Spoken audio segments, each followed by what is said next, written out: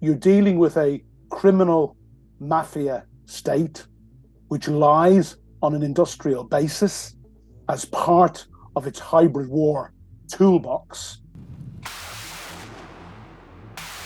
As the war in Ukraine approaches its one-year anniversary, reports suggest the UK's involvement in the war could be significantly escalated. Ukraine is prepared to use British-supplied missiles to attack Crimea.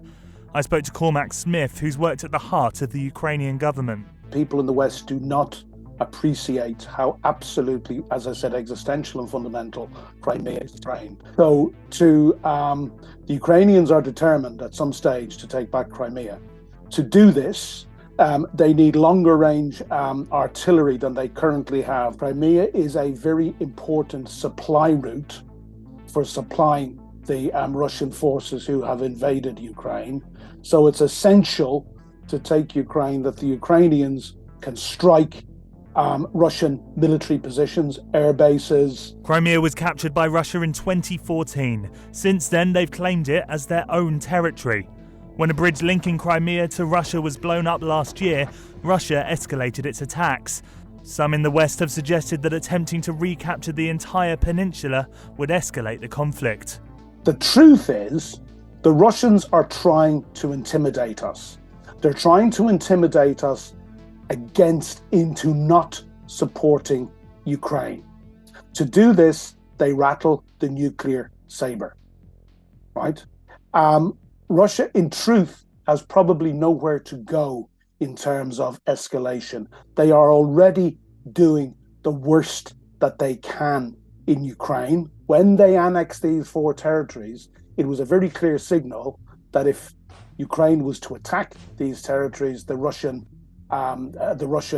nuclear rules would allow them to use nuclear weapons. This is a bluff. This is the actions of a bully.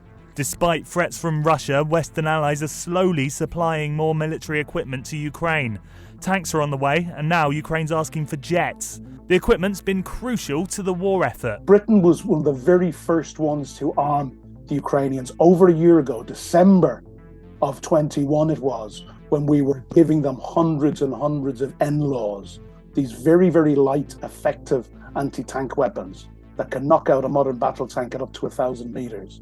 Now, it was possibly, and I've said this before, it was possibly the use of those defensive weapons that saved Kyiv, because in the first few weeks of the invasion, literally hundreds upon hundreds of Russian battle tanks and other armored vehicles were wiped out by small, agile Ukrainian teams using the NLAWs and using the American-supplied javelins. And it's been said for some time, well, we can only give the Ukrainians defensive weapons. Tanks would be offensive, longer range artillery would be offensive, jets would be offensive. Ukraine is defending itself against a murderous, genocidal attack. Could you imagine, or could anybody listening to this interview imagine how ridiculous it would have been between 1939 and 1945, when Britain was fighting for its very life, if Britain was not allowed launch commando raids on the coast of Europe or to bomb German cities and armaments factories? That is how ridiculous it is to talk about offensive and defensive weapons.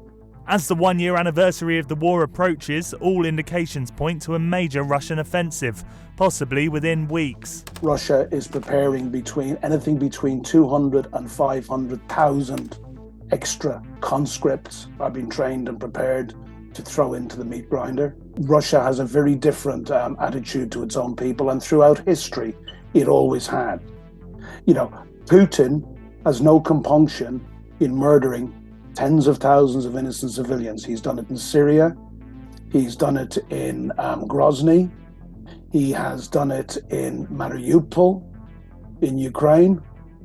But equally, he has no compunction with throwing tens of thousands of his own people into the meat grinder and sacrificing them. So, you know, we do believe there is a major offensive coming. The Ukrainians will be prepared for this. But what the Ukrainians need, and they've been crying out for it for for 8, 9, 10 months, they need 3 particular heavy weapon systems. They need modern battle tanks, they need long-range artillery, and they need fighter jets. The next few months will be critical to the outcome of the war. Ukraine is hoping Western equipment will arrive and turn the tide.